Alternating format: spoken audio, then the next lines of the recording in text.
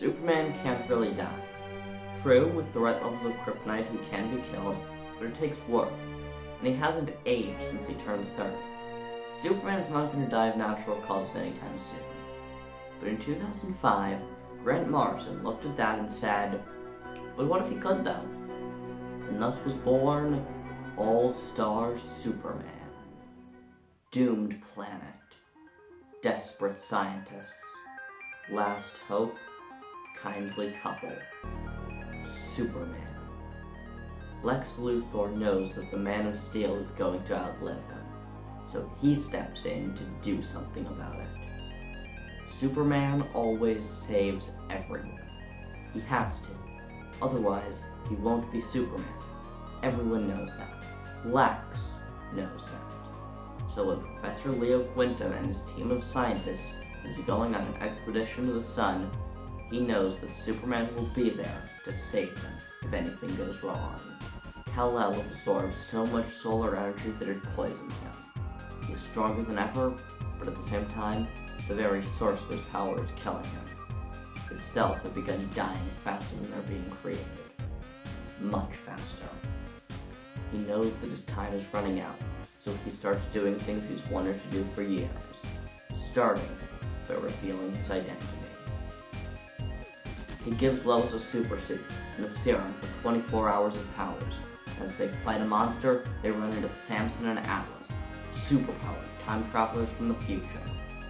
Clark asks them to stop hitting on his girl, but Samson shows them something. A headline from a few months in the future, titled, Superman Dead. Even the Man of Steel cannot deny his fate.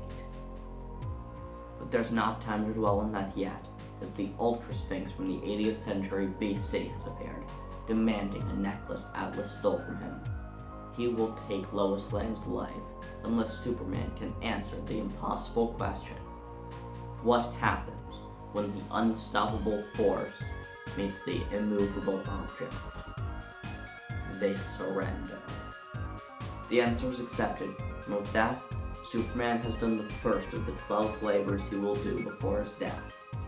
Attempting to take a vacation, Clark returns to Smallville for a while, where he meets 3 new people. Future Superman, having traveled back in time to defeat the Chronovore. Cal Kent, of 85,250 AD. Clyzus Cluzna-Pickles, of the 5th Dimension. And the unknown Superman, of 4500 AD. When the Chronovore attacks, they try to tell Clark not to fight, but he doesn't listen, and during the fight, Superman loses 3 precious minutes of his life. And in those 3 minutes, Jonathan Kent suffered a fatal heart attack. Superman is dying soon, and with this, he's reminded that he can't always save everyone, even himself. With that, he finally realizes he needs to make end-of-life preparations. Sitting in his fortress, he records the last will and testament of Superman. He details the process of finding a tiny speck in the universe and turning it into a rapidly advancing Earth, but with one exception. There is no Superman. He knows the world will soon have to face that reality, so in order to see what it would be like, he has to make it. Now that Earth Q has been created, he lets it sit while going off to be Superman some more. A young, clearly suffering girl named Regan is at the top of a building. Someone she cares about got held up. She doesn't believe him. She thinks there's no one left who cares about her. She's about to jump. But she's wrong. People do still care about her. Superman cares about her. It's never as bad as it seems. Superman helps. Kal-El figures out how to save the Bottle City of Kandor. He can't bring them back to full size, but by putting them on Mars, they can have his powers thanks to the yellow sun, while not having to worry about being so small. He finally let the people be free like he's always wanted. Superman helps. Clark knows that Quintum was trying to figure out how to clone him, should all else fail. So he memorized his entire genome sequence and gave it to the professor, as well as the instructions on how to mix it with human DNA. So he can always help. Superman helps.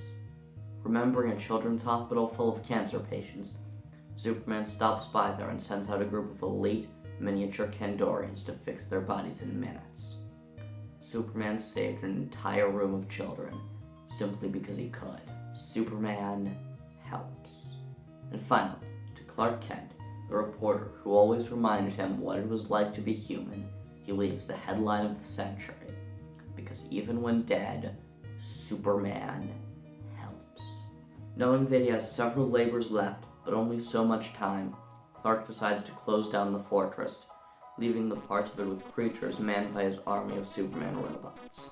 But when he walks outside, he sees his next labor has found him, the tyrant's son, Solaris. Instead, he leaves only a single robot, and all the others go with him, sacrificing themselves one after another for him. But they're all destroyed. Even his old pet, the Sun Eater, appears to help him, but even it is destroyed. However, it drains the beast so much that with a single blow, Superman can cripple it. As soon as he does, he runs to the planet with the story, and then he dies of the death the moment he delivers it. Kal-El wakes up on Krypton, talking to his father. He's in a complex thought palace the Kryptonian mind creates while he's only mostly dead. And now, he has a simple choice: embrace his fate, or return to the world and fight evil once again. And so, he returns to the world of the living. But while he was dead, Lex Luthor managed to get it powered up using a copy of the serum he gave to Lois. And now, the Daily Planet is in shambles. Clark tells him he's gone power mad, and while Luthor is ranting, shoots him with a gravity gun. Gravity doesn't just make him weaker, it warps time to the point that his 24 hours run out in minutes. Luthor is beaten, but in his final moments, Solaris double-crossed him, poisoning the sun. So now, Clark must fly into the sun to fix it. A year later, he's yet to return, but he's fine. We know he's fine. He's just up there building a new heart for the sun. Even when he thought he was going to, Superman can never really die. Superman helps, and Grant Morrison understands that.